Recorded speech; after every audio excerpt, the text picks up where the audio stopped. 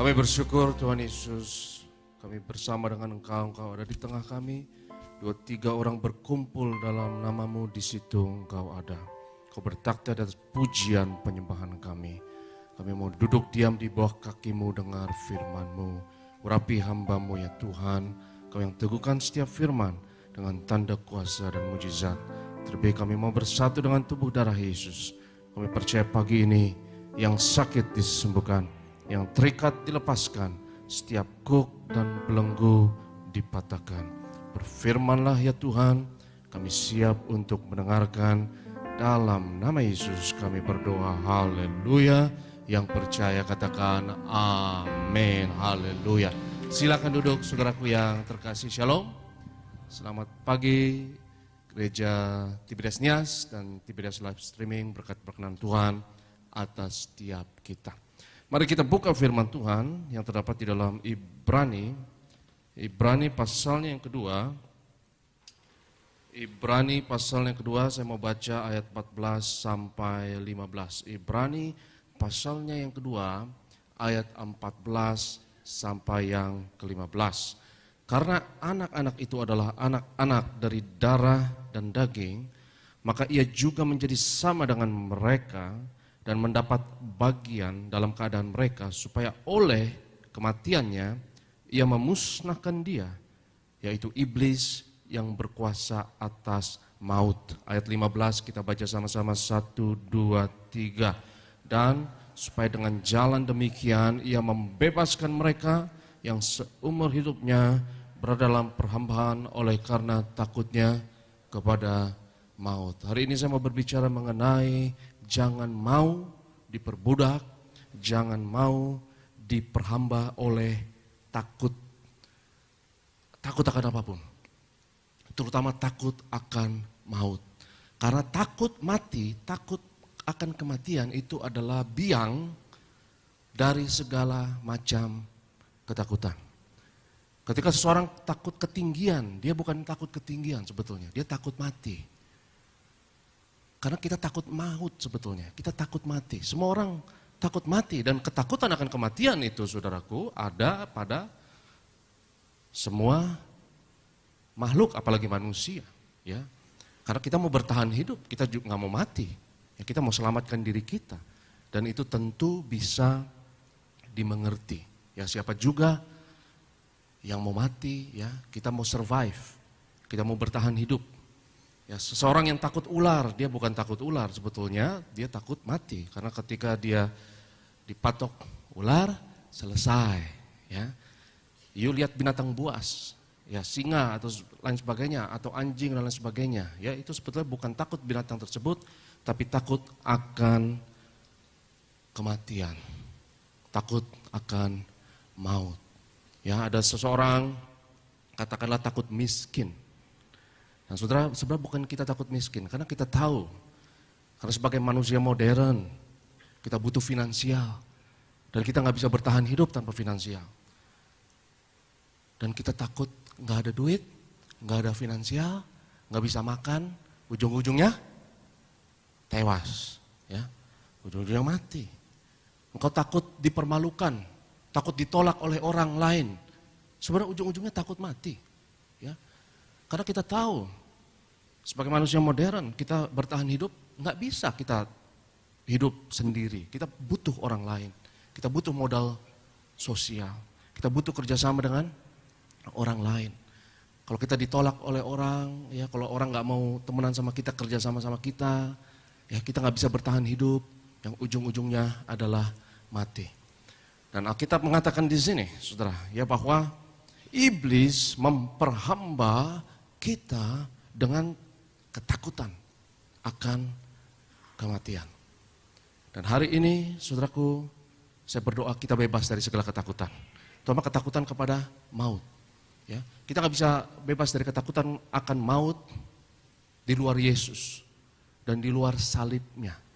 Itu kenapa kita harus percaya Yesus, kita harus pikul salib, kita harus terima salib tersebut. Karena salah satu bagian yang penting dari paket salib adalah kematian. Dan kita harus terima kematian kita. Kalau saudara sudah terima kematianmu, engkau nggak takut lagi mati. Karena ujung-ujungnya semua orang akan mati. Ngapain kita takut untuk mati lagi? Ujung-ujungnya toh saya juga mati. Karena ketakutan akan kematian gak akan mengubah apapun, saudara. Ujung-ujungnya kita tetap akan mati. Ya. Kalau engkau takut, engkau juga mati. Engkau nggak takut, juga mati. Jadi pilih mana yang lebih baik. Mana yang lebih baik? Ujung-ujungnya dua-duanya mati lah, katakanlah.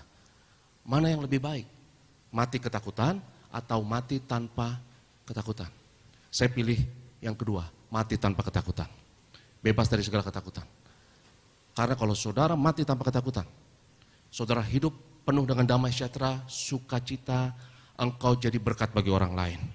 Engkau menjadi manfaat bagi orang lain. Dan kau bisa memenuhi potensi hidupmu. Yang ujung-ujungnya kita juga akan mati. Tapi sukacita itu gak bisa dicuri oleh apapun. Karena sukacita itu adalah engkau bersukacita karena kau jadi berkat bagi orang lain. Dan kau bersukacita, hidupmu berguna bagi orang lain. Yang setuju katakan amin. Dan gak ada yang bisa mencuri sukacita tersebut. Karena ujung-ujungnya kita akan mati. Tapi kita boleh pilih sekarang. You mau mati konyol, mati ketakutan. Atau saya mau mati tapi hidup saya berguna. Selama hidup saya akan berguna. Dan saya akan memenuhi potensi saya dan tujuan hidup saya. Saudaraku, gak ada yang bisa mencuri sukacita tersebut. Kematian pun tidak bisa mencuri sukacita tersebut. Yang setuju katakan amin. Katakan kiri kananmu, katakan jangan takut. Katakan ojo wedi. Jangan takut.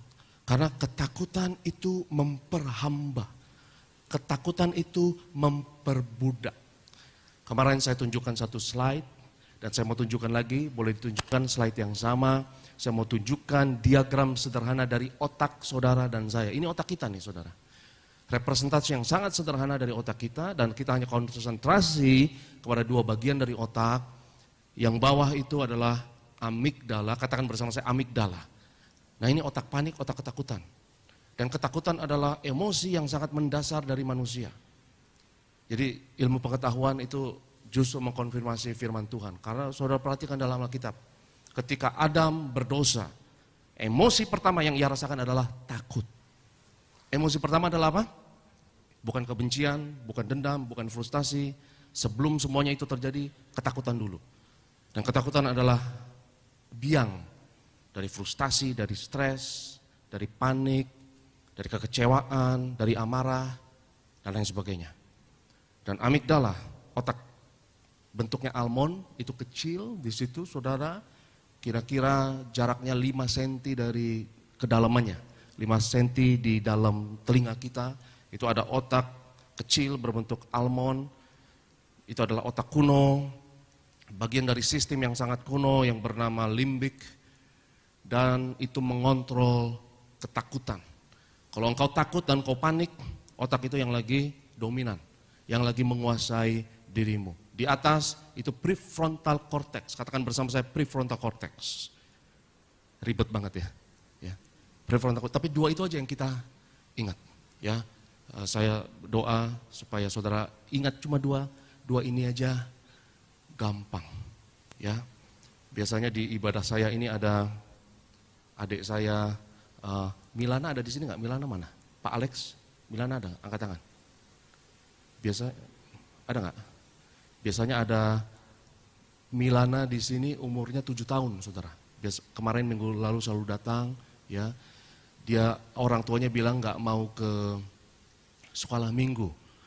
Dia maunya dengar ibadah saya, umurnya 7 tahun. Kemarin saya kasih hadiah, ya, saya kasih Alkitab buat anak kecil, dan dia duduk diam tenang dengarkan firman Tuhan. Dan saya tanya kenapa nggak mau sekolah minggu, dia bilang maunya dengar khotbah pendeta Aristo. Jadi artinya khotbah pendeta Aristo bisa dicerna anak kecil, haleluya. Jadi kalau ada yang bilang ribet itu nggak benar, saudara, ya. 7 tahun pun sukacita, haleluya. Ya. Jadi saudara cuma prefrontal cortex gampang, ya. Jadi amigdala dan prefrontal cortex. Nah, prefrontal cortex boleh ditampilkan sedikit lagi. Prefrontal cortex, ya, itu tempat di mana you berpikir. Berpikir panjang ada di situ, memberi kepada perhatian, menenangkan diri dan menguasai diri. Dan itu adalah bagian yang paling maju, paling canggih, paling modern dari otak manusia. Ngomong-ngomong, maaf, amigdala semua binatang mamalia punya amigdala. Sorry, tapi prefrontal cortex hanya manusia. Jadi yang buat kita unik adalah otak canggih yang berisikan puluhan miliar syaraf yang ada di prefrontal cortex. Dan itu otaknya gede, prefrontal cortex itu lebih gede dari bagian yang lain. Itu sekarang manusia prefrontal cortexnya sangat berkembang. Ya, amigdala mengatur ketakutan. Dan amigdala kalau membajak otakmu semuanya, engkau akan lakukan sesuatu dulu sebelum berpikir. Itu amigdala. Dan puji Tuhan untuk itu saudara, kadang kita perlu lakukan itu. Walaupun sebagai manusia modern semakin jarang kita lakukan itu, ya tapi nenek moyang kita zaman dulu. Berhadapan dengan ular, berhadapan dengan binatang buas, nenek moyang kita terutama di Alkitab misalnya Abraham masih tinggal di tenda-tenda, ya, di kemah-kemah. Binatang buas banyak sekali, ular banyak sekali. Dan kalau engkau melihat ular, sebaiknya engkau lompat dulu. Enggak usah mikir, lompat dulu sebelum berpikir. Karena kalau engkau pikir dulu, selesai sudah hidupmu. Karena ular matok, cepat sekali. Jadi engkau kan lompat dulu, mikir belakangan. Tapi kalau engkau berurusan dengan orang lain, di kantor, di rumah, dengan istri, dengan suami, dengan anak, kau pelayanan dan lain sebagainya, jangan gunakan amigdala, hancur hidupmu. Karena kalau kita mikir dulu, kalau kita buat dulu, mikir belakangan di zaman modern ini, hidupmu hancur. Kau akan dikuasai oleh emosi-emosi negatif, kau dikuasai ketakutan. Ketika kau banting pintu, itu amigdala lagi bekerja. Ketika kau banting piring, itu amigdala lagi bekerja. Kau pukul orang, ya, karena dikuasai oleh emosi yang negatif. Dikuasai oleh ketakutan, dikuasai oleh marah, frustasi dan kekecewaan, itu amigdala. Tapi prefrontal cortex, ilmuwan sudah menyelidiki saudara. Dan luar biasa. Ilmu modern ini sekarang luar biasa. Ada namanya brain scan. Kita bisa di-scan otak kita. Orang lagi berdoa, di-scan otaknya. Mana yang aktif? Orang lagi menenangkan diri, di-scan otaknya. Mana yang aktif? Orang lagi takut, orang lagi marah, orang lagi khawatir, mana yang aktif? Di-scan. Aliran darahnya mengalir kemana? Dan kalau engkau takut, engkau marah, engkau kecewa, engkau dikuasai oleh emosi negatif, amigdala itu dominan dan aktif. Tapi ketika kau sedang tenang, kuasai diri, kau berpikir panjang, prefrontal cortex yang dominan. Hari ini saya mau katakan jangan sampai amigdala membajak prefrontal cortexmu. Kalau kau marah, kau panik, saudaraku, dan emosi-emosi negatif menguasai dirimu, maka setiap pengambilan keputusanmu, prefrontal cortex nggak terlibat. Nggak ada kasih, nggak ada sukacita. Kalau engkau mengampuni orang, itu pikir panjang. Mengampuni itu butuh skill yang luar biasa. Yang makhluk lain tidak punya. Manusia bisa berpikir panjang. Dia punya kasih, sukacita, damai sejahtera, itu butuh berpikir panjang. Tapi kalau engkau dikuasai oleh amigdala, dikuasai oleh ketakutan, maka ketika ada kebencian, ada frustasi, engkau kecewaan, kau ambil jalan pendek, kau pikir pendek, dan kau lakukan sesuatu, akhirnya yang engkau akan sesali. Saudaraku, saya berdoa hari ini, biarlah emosi-emosi yang positif yang menguasai hati kita. Biarkan kasih menguasai diri kita. Kasih adalah antidot, adalah obat penawar dari ketakutan. Kasih sangat bertolak belakang dengan ketakutan. Alkitab katakan orang yang takut tidak sempurna di dalam kasih. Saya berdoa kita dikuasai oleh kasih Tuhan. Kita dikuasai oleh sukacita. Ya, sukacita juga antidot dari ketakutan. Itu bertolak belakang dari ketakutan. Ya, kita penuh dengan damai sejahtera. Ya, ini semuanya adalah obat-obat penawar dari ketakutan. Ketika saudara luangkan waktu hari ini, kau sembah Tuhan, kau muliakan Tuhan, kau mengucap syukur, hatimu penuh dengan sukacita. Hatimu penuh dengan damai sejahtera. Dan bagian otak yang aktif ketika engkau lakukan semua aktivitas-aktivitas tersebut bukan amigdala. Haleluya. Amigdala tidak akan membajak pengambilan keputusanmu, tapi yang aktif adalah prefrontal cortex. Jadi kita harus menghargai, saudaraku, menghargai tubuh kita, perasaan kita, emosi kita.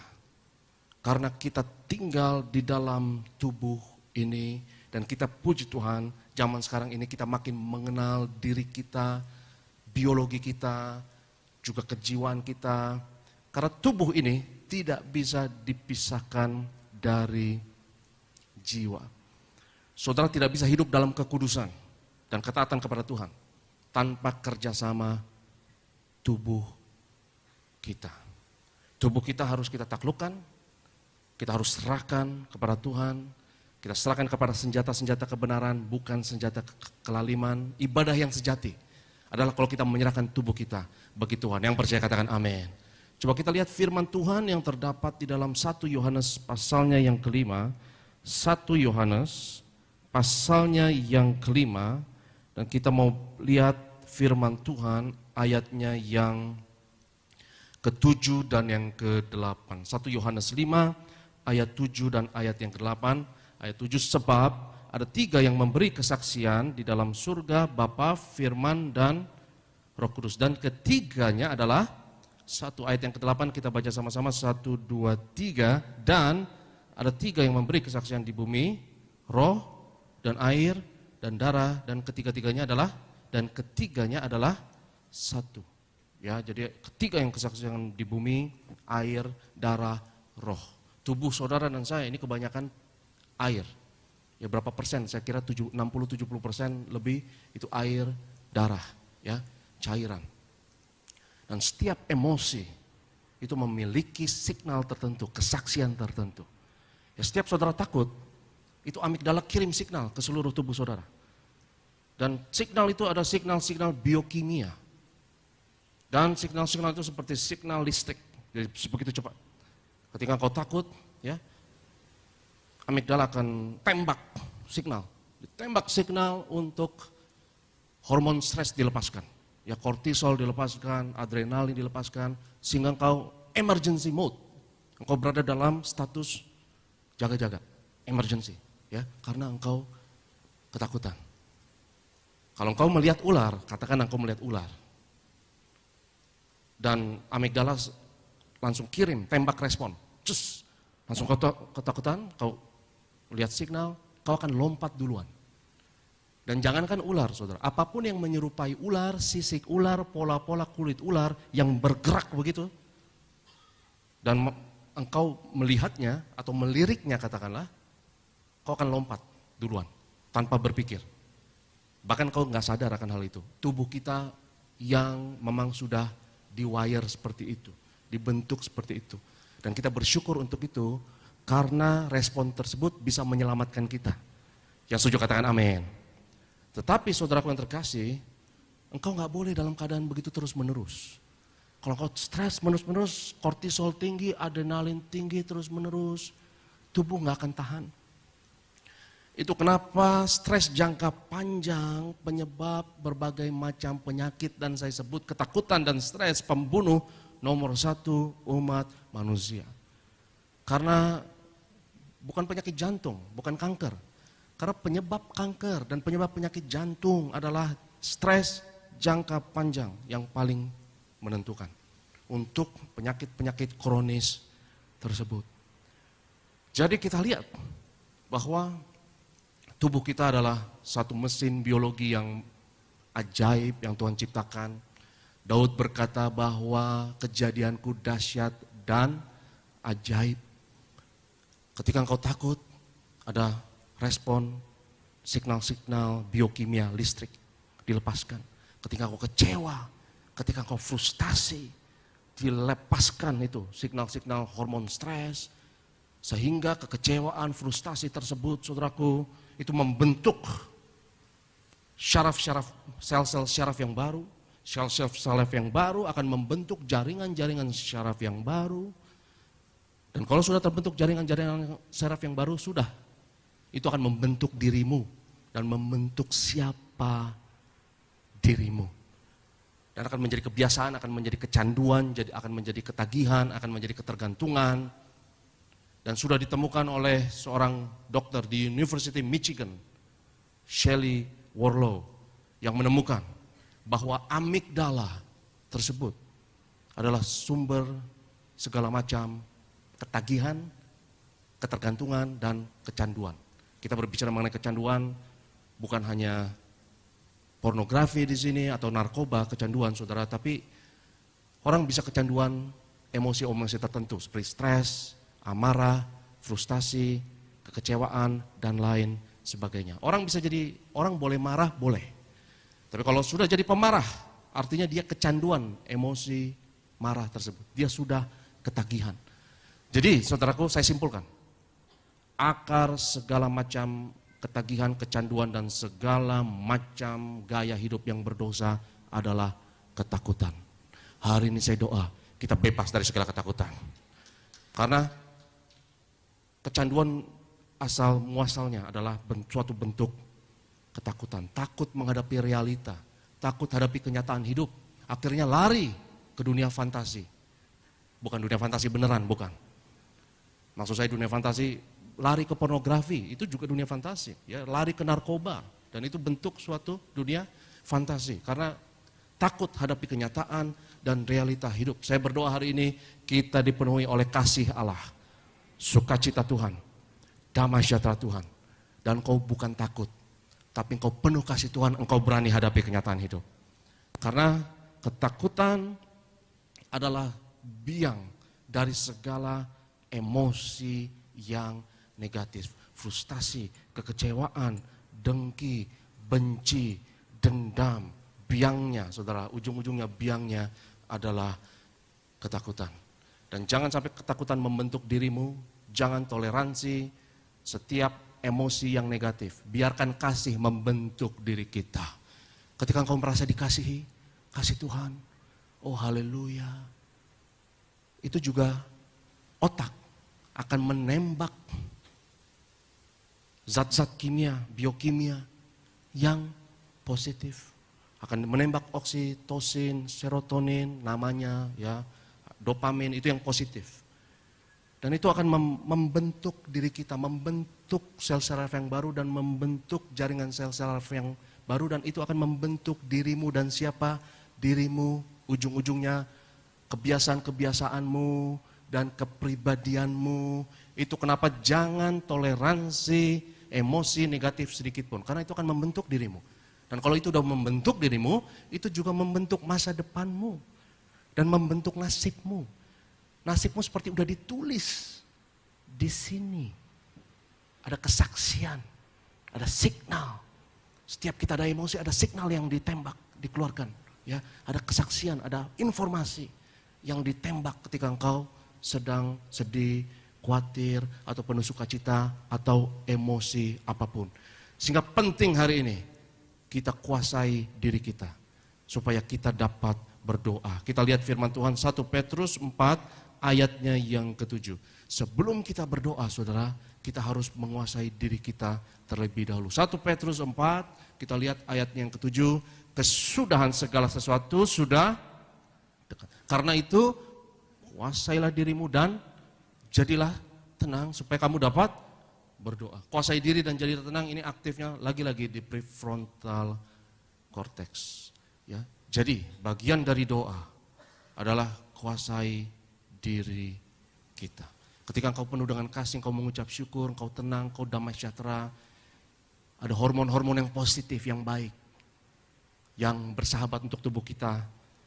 Hormon, katakanlah zat dopamin, ya, serotonin yang bagus, itu hormon bahagia yang bisa buat kita awet muda dan umur panjang dan sehat. Kalau hormon stres itu terlalu banyak dalam tubuh kita, saudara, jangka panjang itu enggak bagus. Dan kalau engkau stres untuk sesaat tidak apa-apa. Itu kenapa Tuhan Yesus katakan kesusahan sehari cukup untuk sesaat saja. Sudah cukup sesaat saja, itu saja. Ya, saya punya anak, katakanlah anak saya umur 4 tahun. Ya, dan anak umur 4 tahun kita harus jaga. hampir setiap saat kita harus jaga dan ya dia kadang melakukan hal-hal yang bisa, dan stres, jaga anak stres, betul katanya saudara. Stres, kalau kau jaga punya bayi, punya anak kecil di rumah, itu stres karena ya, jangan sampai jatuh, jangan sampai dia terluka, ya jangan sampai dia mencelakakan dirinya sendiri. Dan amigdala kadang buat kita respon cepat, kita langsung tolong dia, ya kita langsung pegang dia. Tapi jangan sering-sering, saudaraku, jangka panjang itu tidak bagus. Yang dominan harus prefrontal cortex kita. Di situ ada keterangan diri, penguasaan diri, jangan sampai amigdala yang dominan dalam hidup kita. Jadi bagian dari doa adalah menguasai diri. Kuasailah dirimu dan jadilah tenang supaya kamu dapat berdoa. Ya, jadi sering-sering berdoa, saudara. Karena ketika kita berdoa, kita menguasai diri kita. Dan orang yang bisa menguasai dirinya, saudara, ya, pikirannya lebih tajam, dia bisa lebih konsentrasi, dia bisa lebih fokus. Kalau kita stres, pikiran kita di mana-mana. Kita sering lupa dan lain sebagainya. Ya itu kenapa kalau kita stres, itu juga mengganggu profesionalisme kita, produktivitas kita, kreativitas kita juga diganggu. Tapi kalau hatimu penuh dengan damai sejahtera Tuhan, maka engkau lebih konsentrasi, engkau lebih fokus. Saya berdoa, hidupmu lebih produktif, hidupmu lebih kreatif. Dan saya berdoa karirmu, bisnismu diberkati, engkau naik dan bukan turun. Jadi kepala dan bukan ekor. Kalau engkau dikendalikan oleh ketakutan amigdala, takut miskin, takut gagal, takut berusaha, takut dipermalukan orang, takut ditolak orang dan lain sebagainya, kau gak akan sukses, kau tidak akan berhasil.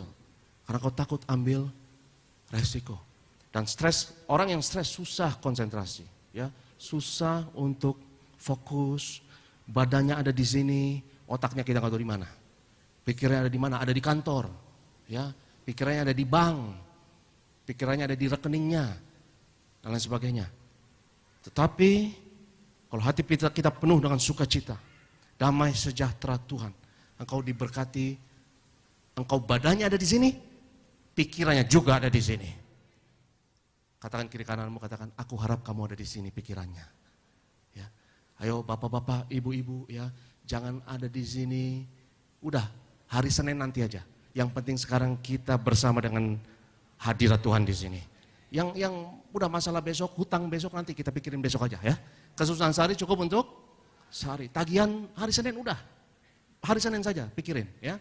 Kesusahan sehari cukup untuk sehari. Dan damai sejahtera Tuhan menguasai hati kita.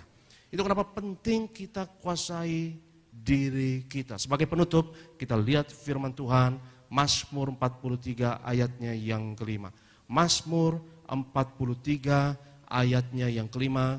Sebagai penutup, kita lihat Daud menguasai dirinya sebelum dia berdoa, atau dalam doanya dia mengatakan, mengapa engkau tertekan hai jiwaku, dan mengapa engkau gelisah di dalam diriku. Berharaplah kepada Allah, sebab aku bersyukur lagi kepadanya, penolongku dan Allahku. Ngomong sama diri sendiri. Ngomong sama perasaan diri sendiri. Kalau ada signal emosi apapun di dalam dirimu, hormati itu. Hormati tubuhmu dan emosimu. Karena itu bagian dari saat teduh. Itu bagian dari doa. Dan siapa bilang doa membosankan, saudara? Doa tidak membosankan, karena doa adalah suatu dialog. Kita dialog kepada Tuhan, dan kita juga kadang dialog dengan diri kita sendiri. Karena Tuhan ada di dalam kita, yang setuju katakan amin. Ia ada di sini. Kita dialog dengan perasaan kita, dengan pikiran kita. Dan jangan bosan lakukan itu. Jangan bosan lakukan itu, karena kita remehkan itu. Karena kenapa kita remehkan itu? Karena kita meremehkan diri kita sendiri. Dan hal ini saya mau katakan, hormati dirimu, engkau adalah ciptaan Tuhan yang mulia. Engkau adalah anak Tuhan yang mulia. Hormati dirimu, sering-sering luangkan waktu dengan Tuhan, dan luangkan waktu dengan dirimu juga. Ya. Saya kadang ngomong sama diri saya sendiri, saya tanya diri, Aristo, kamu maunya apa sih? Aristo, kenapa kamu sedih? Kenapa? Kenapa? Tanya kenapa, dan cari asal-usulnya kenapa. Bawa semua emosi negatif dari amigdala, bawa ke prefrontal cortex, taklukkan di prefrontal cortex tersebut. tawan semua pikiran negatif. Taklukkan kepada Kristus. Dan minggu lalu saya kan sudah katakan, ya, amigdala disebut oleh ilmuwan menarik. Itu bagian dari sistem limbik yang adalah otak reptil. Otak apa? Reptil. Jadi kalau kau penuh ketakutan, amarah, frustasi, kebencian, reptil banget loh. Ya. Dan iblis selalu ditampilkan sebagai reptil dalam Alkitab. I don't know why, saya nggak tahu kenapa. Tapi ya seperti itu. Ya ditampilkan sebagai ular, ditampilkan sebagai naga, dan lain sebagainya. Ya, jangan sampai reptil itu menang di dalam diri kita. Saya berdoa kasih Tuhan yang menang dalam diri kita. Jangan dikuasai oleh ketakutan. Luangkan waktu dengan dirimu, kuasai dirimu sebelum berdoa. Jangan biarkan dirimu dikuasai oleh ketakutan apapun dan kepanikan apapun. Karena ketakutan itu akan menghancurkan kita dan bahkan membunuh kita secara fisik. Ketakutan itu akan membunuh kita dan sumber dari segala macam penyakit. Takut akan apapun, itu kuasai dalam hadirat Tuhan. Itu kenapa saya katakan, ya, saya tidak mau hancurkan ketakutan, karena kita masih butuh amigdala. Kita butuh itu, kalau saudara butuh respon cepat, saudara harus ada amigdala dan kita harus bersyukur untuk itu. Kalau saudara lihat ular sekali lagi, saudara harus respon cepat, betul atau tidak? Dan saudara nggak sadar, saudara sudah lompat duluan. Dan puji Tuhan untuk itu. Jadi jangan hancurkan, tapi kuasai. Yang setuju katakan amin. Kuasai, kita harus melampaui ketakutan tersebut. Kita harus lebih baik dari ketakutan tersebut. Karena manusia nggak boleh terbelakang. Karena kalau engkau dikuasai oleh ketakutan, terbelakang. Itu reptil, ya, kuno banget, primordial banget, primitif banget. Ya, itu kenapa orang yang nggak dekat sama Tuhan, ya, itu cenderung terbelakang, nggak maju hidupnya. Saya berdoa engkau tetap naik dan bukan turun, jadi kepala dan bukan ekor. Dan prefrontal cortex itu otak yang modern, yang maju, yang membuat manusia ini akan lebih baik lagi. Luangkan waktu, kuasai emosi yang negatif. Engkau akan hidup penuh damai sejahtera Tuhan. Kau hidup lebih bahagia dan lebih produktif, karena kalau engkau kuasai emosi dan kasih Tuhan, sukacita Tuhan ada padamu, damai sejahtera Tuhan ada padamu, itu akan membentuk siapa dirimu, karaktermu, kebiasaan-kebiasaan dirimu dan kepribadianmu. Dan gak heran kalau engkau lebih produktif dalam hidup ini, pekerjaanmu lebih baik, hubunganmu dengan orang lain lebih baik, dan kau juga lebih kreatif dalam hidup ini. Kau bisa memecahkan masalah yang ada lebih baik lagi, karena hikmat, pengertian, nasihat, ya, itu ada di prefrontal cortex, ya, nggak ada di amigdala, ya, tapi ada di bagian otak yang paling maju, yaitu prefrontal cortex. Hari ini saya berdoa kita menang atas segala ketakutan, atas segala emosi yang negatif. Saya berdoa saudara dan saya, kita sehat dan kita umur panjang. Dan ketika kita dikuasai emosi-emosi yang positif seperti kasih itu emosi yang positif, sukacita itu emosi yang positif, damai sejahtera itu adalah emosi yang positif. Itu akan membentuk siapa dirimu, membentuk kepribadianmu. Saya berdoa engkau selalu semangat penuh dengan sukacita. Engkau selalu produktif. Katakan kiri kananmu, katakan semangat. Haleluya. Tapi katakan sama yang baru ngomong, tapi jangan terlalu semangat juga. Karena kalau saudara terlalu semangat, terlalu produktif, terlalu penuh dengan energi, kau terlalu agresif, kau jadi workaholic. Tahu workaholic apa? Kecanduan apa? Kecanduan kerja. Itu kenapa saudara gak boleh terlalu semangat. Kita butuh damai sejahtera. Damai sejahtera bedanya apa sama sukacita saudara? Sukacita lebih aktif, betul? Damai sejahtera lebih pasif. Jangan sampai semangat gak bisa tidur. Ada orang yang saking semangatnya, weh ayo kerja. Pas tidur gak bisa dia. Dia masih kepikiran terlalu semangat. Saya berdoa malam ini engkau tidur nyenyak, damai sejahtera Tuhan menguasai dirimu. Ya, karena kalau kau penuh dengan semangat, sukacita, kau penuh dengan damai sejahtera Tuhan, maka ilmuwan temukan saudara. You kerja keras, you istirahat cukup, otakmu akan berkembang. Akan ada proses namanya neuroplasticity yang saya sering sebut, ya, di mana ia akan berkembang, dia bisa lebih baik lagi, lebih kreatif lagi, lebih maju lagi. Jangan takut. Yang setuju katakan amin. Haleluya. Saya undang kita semua untuk bangkit berdiri dalam hadirat Tuhan. Kita mau sembah Tuhan.